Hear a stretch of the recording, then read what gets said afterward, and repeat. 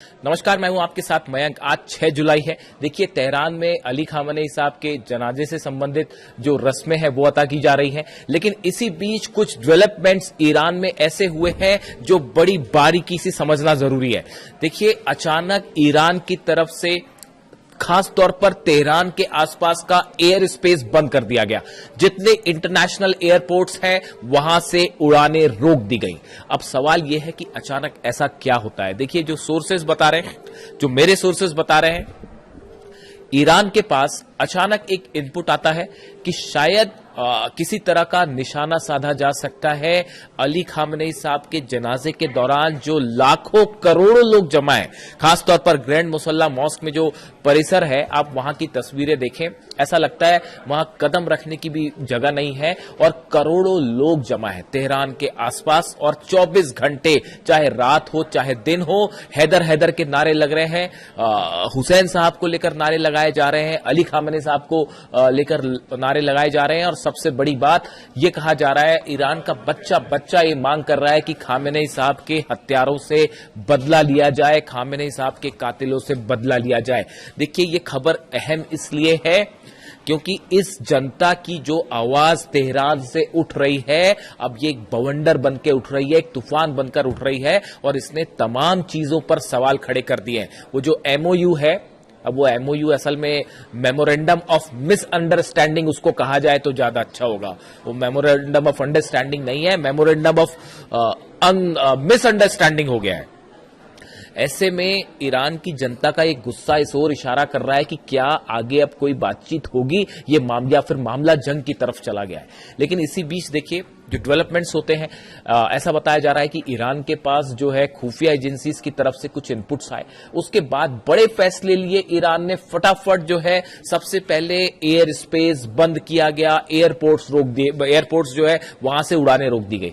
तमाम इंटरनेशनल जो गेस्ट हैं वो अली खामनेई साहब के जनाजे में शामिल होने पहुंचे हैं, उन्हें अंतिम विदाई दे रहे हैं। ऐसे में बड़ी साधारण सी बात है कि फ्लाइट से आना जाना जो है वो संख्या बढ़ गई है, लेकिन उसके बावजूद अचानक एयरपोर्ट्स क्यों बंद किए गए, तेहरान में एयर स्पेस जो है वो क्यों बंद किया गया।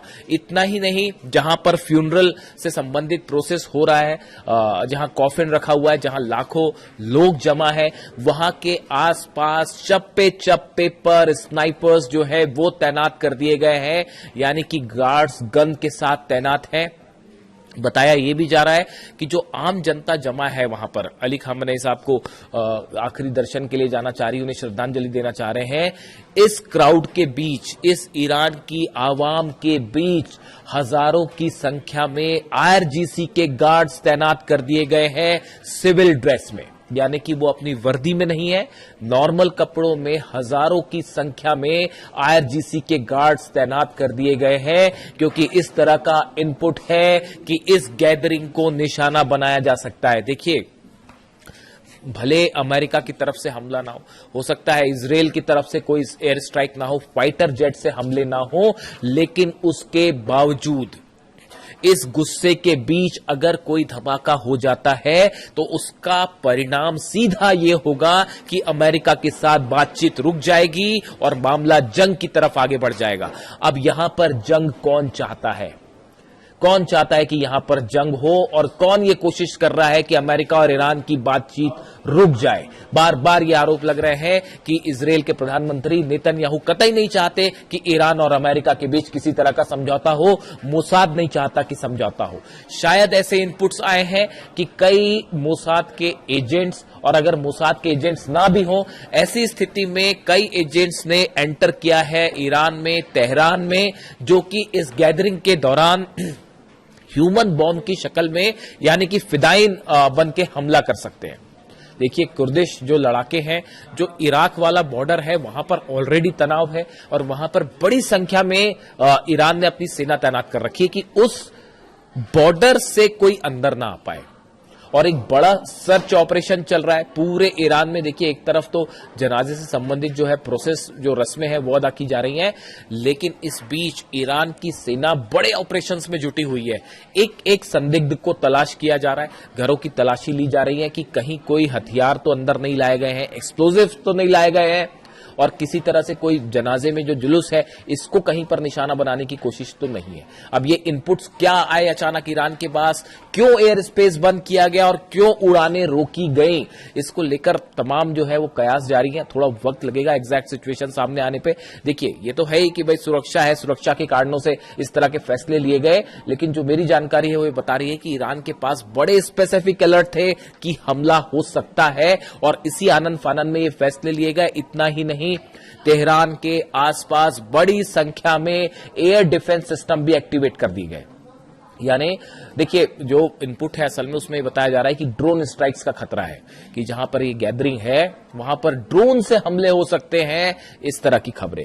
और देखिए इसमें कोई बड़ी बात नहीं है कि आप वहां पर हमले होते हैं, भले हमले के पीछे कोई भी शामिल हो, लेकिन नाम किसी का भी लगाया जा सकता है। किसी भी ऐसे गुट का नाम लिया जा सकता है जो लंबे समय से ईरान की सेना से संघर्ष कर रहा है, और इराक के किसी संगठन का नाम ले लिया जाए कि भाई उसने ये हमले किए जबकि मास्टरमाइंड कोई और हो।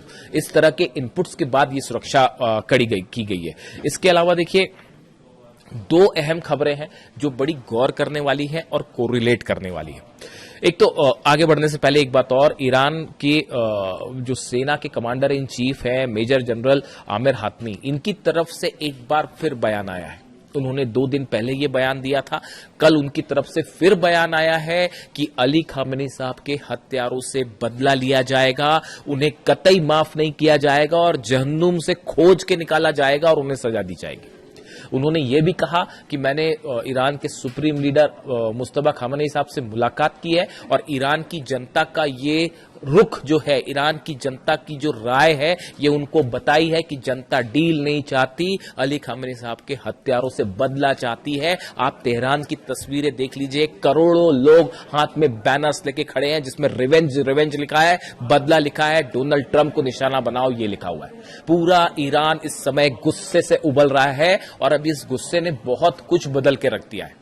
ईरान का हर जनरल ये बात समझ रहा है, ईरान का हर नेता, जो नेता कुछ ऐसे हैं वहां पे भी जो शायद डील के पक्ष में है और वो बातचीत करना चाह रहे थे या बातचीत के पक्ष में थे, अब उनको भी ये बात समझ में आ रही है कि ईरान का बच्चा बच्चा क्या चाहता है। जब सुप्रीम लीडर का कॉफिन सामने आया, ताबूत सामने आया, उनकी 14 महीने की ग्रैंड डॉटर का जब ताबूत सामने आया, उसे देखने के बाद पूरा ईरान एक गुस्से के तूफान से, बवंडर से जो है वो देखने को मिल रहा है वहां पर, और सिर्फ एक आवाज है, बदला लीजिए।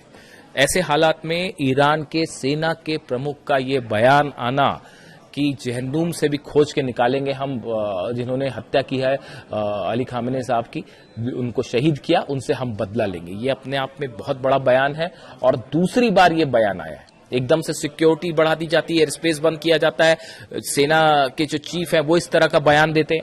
अब इसके अलावा देखिए 1-2 डेवलपमेंट्स और हैं। यमन में बड़े डेवलपमेंट्स हो रहे हैं। अब यमन का ये ईरान से क्या कनेक्शन है मैं आपको ये भी बताऊंगा।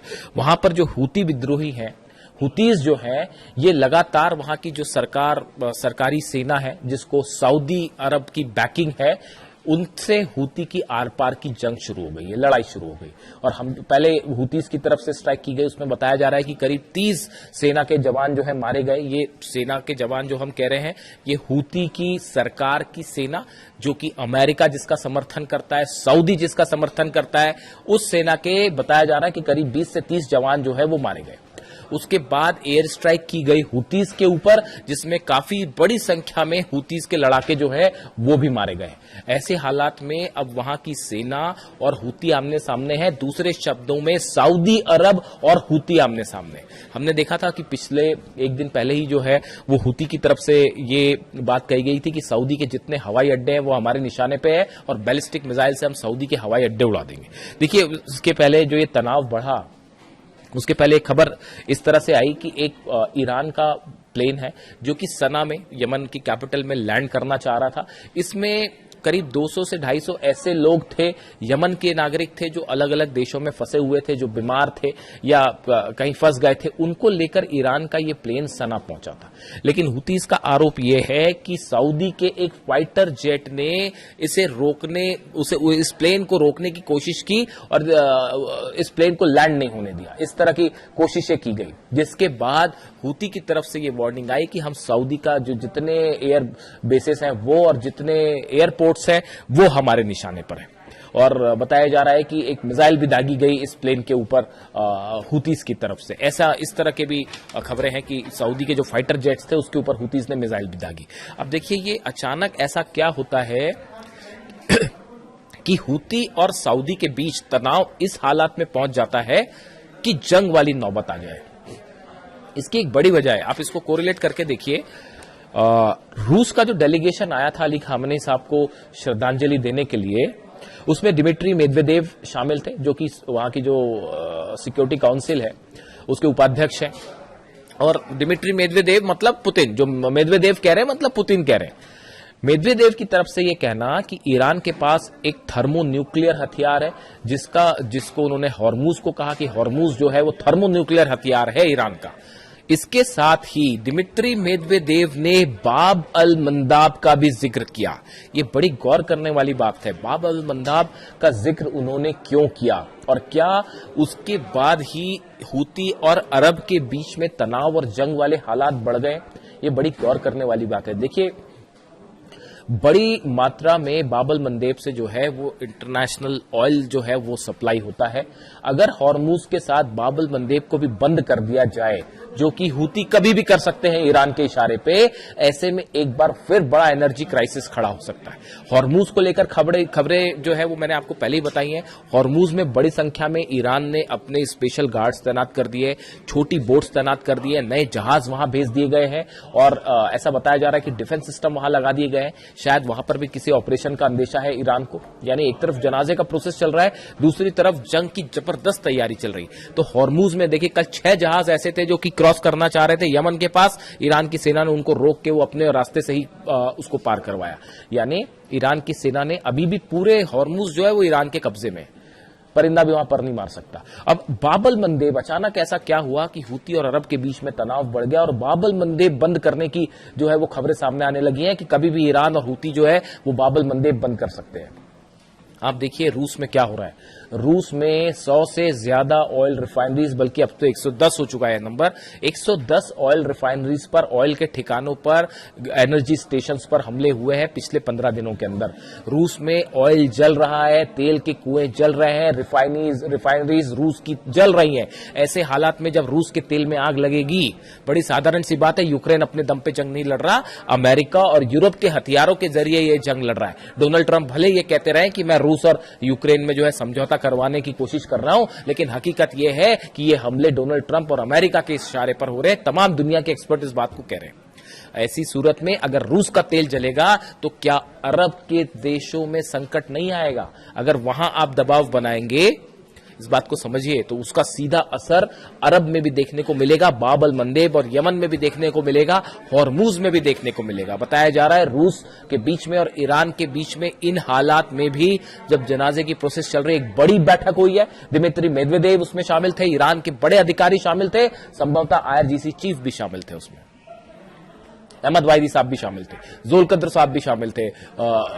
सचिव सिक्योरिटी काउंसिल के। और एक बड़ा प्लान तैयार हुआ है कि जिस तरह से रूस पर हमले हो रहे हैं, ईरान के MOU को लेकर आगे क्या करना है, ये जो तमाम तैयारियां चल रही हैं, अरब देश अपना डिफेंस सिस्टम मजबूत करने में लगे हुए हैं। ऐसे हालात में अगर जनाजे के बाद फिर जंग वाली हालात बनते हैं तो रूस और ईरान का क्या रुख होगा, इसको लेकर एक बड़ा प्लान तैयार हुआ है। इंटरनेशनल ऑयल को लेकर बड़ा प्लान तैयार हुआ है कि ईरान का ऑयल कैसे सप्लाई होगा, किन किन देशों को सप्लाई होगा, किन रास्तों से सप्लाई होगा। रूस की देखिए, अभी थोड़े दिन पहले तक खबर यह थी कि रूस पूरी दुनिया को ऑयल सप्लाई कर रहा था, आज हालात यह है कि रूस में ऑयल की कमी हो गई है।